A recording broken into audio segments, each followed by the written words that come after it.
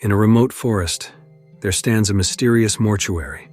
An old man named Montgomery Dark, as mysterious as the mortuary itself, resides there. The place is so eerie that even curious kids who dared to explore it got so frightened they left their camera behind. Today, the old man, Montgomery, delivered a eulogy at a funeral for a young boy named Logan. However, instead of comforting the grieving people, his words only added to their confusion.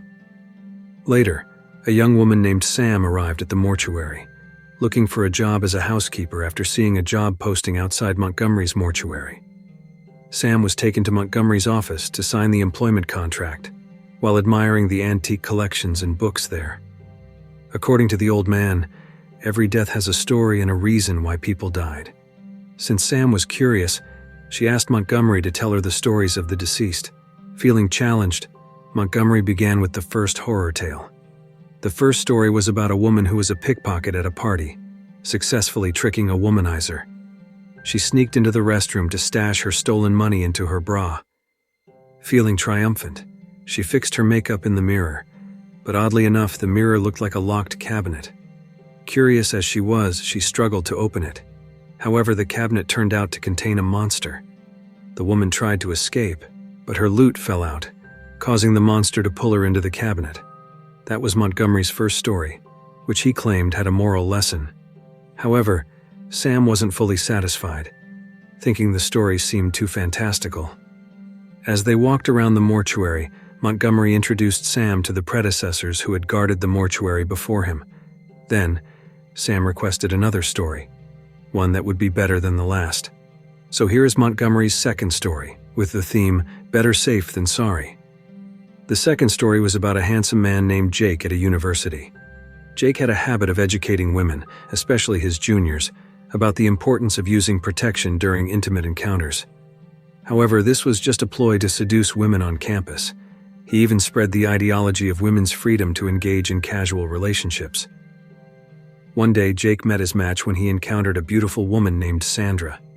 He handed her a condom as part of his campaign for women's liberation and invited her to a party that night.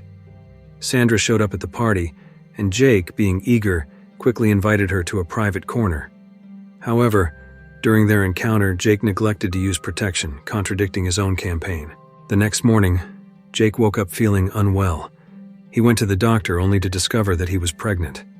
Stressed and in disbelief, Jake sought out Sandra at her home. When he arrived, Sandra's parents were shocked to see him visibly pregnant. Sandra, however, seemed unbothered by the situation. She asked if Jake had used protection the night before, and when he admitted he hadn't, things took a turn. The baby in Jake's womb was ready to be born. Sandra's parents assisted in the delivery, but unfortunately the baby emerged through Jake's private part, causing him to die on the spot. Sandra's parents then took the baby upstairs, revealing a nursery filled with other babies, apparently the offspring of numerous men reported missing from the campus. The second story concluded with applause from Sam, who seemed very impressed with this tale, finding it full of moral lessons. Montgomery then took Sam to the morgue, where there was a female corpse wearing a wedding ring engraved with the phrase, "Till death do us part." The old man explained that there was a story behind this ring, a story of a couple who faced lifelong trials in their marriage. Thus began the third story from Montgomery. It was about a couple, Wendell Owens and his wife Carol, who had recently married. What should have been a happy marriage turned into a test of Wendell's devotion when his wife suddenly fell into a coma. For years, Wendell cared for her through all seasons, until his patience was tested by despair. A doctor offered Wendell a way to end his wife's life without leaving any trace, suggesting he give her a particular drug. Torn between love and desperation, Wendell finally decided to administer the drug during dinner. However, when his wife reached out to hold his hand, his resolve faltered, and he tried to help her vomit the poisoned food. Sadly, his wife's head fell onto the table, impaling her eye on a rabbit figurine Wendell had given her as a gift. Panicking, Wendell called the doctor for advice. The doctor advised him to dispose of his wife's body at sea, hoping it would be eaten by sharks. With no other options, Wendell dismembered his wife's body to fit it into their wedding chest. As he prepared to leave, his wife's corpse suddenly moved, but Wendell, already too deep into the situation, pushed the rabbit figurine deeper into her head, ensuring she was truly dead. Without delay, Wendell took the chest containing his wife's body out of the apartment. However, the elevator suddenly malfunctioned, trapping him inside with the bloody remains of his wife. The elevator plunged into the basement, where it opened, revealing Wendell's wife's mutilated body emerging from the chest, embracing and kissing him. When the police opened the malfunctioning elevator, they found Wendell unconscious, resembling a madman lost in hallucinations. The third story ended with Wendell becoming a patient at a mental institution called Kirksdale. After the third story concluded, Sam admitted she found it somewhat disturbing. However, Montgomery asserted that everyone who commits wrongdoing eventually faces consequences. Then Montgomery led Sam to the cremation chamber, where he was about to cremate the body of the young boy, Logan, whose funeral had taken place that morning. As he was about to place Logan's coffin into the flames, Sam suddenly stopped him, revealing that she had lied about seeking a job. She had come to the mortuary to confront Montgomery, claiming that Logan's death was connected to her. She also accused Montgomery of being wrong in his belief that evil deeds are always punished, insisting that in reality, evil often prevails. Sam then recounted the story of Logan's death to Montgomery, intending to prove her point. In her tale, Sam had been babysitting Logan while his parents were away. She was enjoying the quiet night, cooking in the kitchen, unaware of a news report on TV about several patients who had escaped from a mental institution after a power outage. Among the escapees was a dangerous child-killing psychopath. A stranger arrived at Logan's house, badly injured.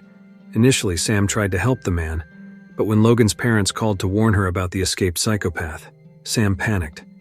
Seeing the stranger in the house, she attacked him, trying to fend him off. However, she struggled and fell, but the stranger ran upstairs in search of Logan. Regaining consciousness, Sam pursued him, and another struggle ensued in Logan's room. In the midst of the power outage and a raging storm, Sam fought with all her might, but she was eventually overpowered and strangled by the stranger. But just as the man began to speak, claiming he wasn't the killer, Sam pushed him down the stairs and killed him with a TV. Logan's parents arrived home, finding the stranger's corpse with a shattered face due to the TV. But then the twist was revealed. The stranger was actually the real Sam, the true babysitter. The woman we had been following was, in fact, an escaped mental patient named Charlotte Gibbons. Charlotte was a notorious child-killing psychopath known for extracting the teeth of her victims, earning her the nickname Tooth Fairy. Logan's parents were horrified to discover that their son had been roasted by the psychopath, and thus Sam's fourth story ended, leaving Montgomery deeply impressed. And she was the psychopath, Charlotte. She came because she wanted to take Logan's teeth. And not wanting to be discovered, the old man was stabbed by Charlotte. However, panic struck when Charlotte realized that Montgomery wasn't dying. She tried to flee the mortuary, but as she reached the door, she fell under Montgomery's spell and was drawn back inside. It turned out that the Montgomery mortuary was not an ordinary house. Montgomery explained that he had once been just like Charlotte. He was cursed to be trapped in the mortuary as its eternal caretaker. Books began to fall from the shelves, unleashing a curse upon Charlotte, who met her end as punishment for her crimes against her victims. Her mutilated body was then stitched back together by Montgomery. Montgomery then stepped outside the mortuary, which had imprisoned him for so long. However, as he stepped out, his body began to age rapidly, disintegrating as he crossed the threshold. Suddenly, Charlotte awoke, now stitched back together, becoming the new caretaker of the mortuary in Montgomery's place. The scene then shifted to Charlotte, now reading a story to a child who, in the beginning, had left his camera at the mortuary. And the film ends. If you like this video, don't forget to subscribe, because by subscribing you have supported me to make better videos. See you in the next video.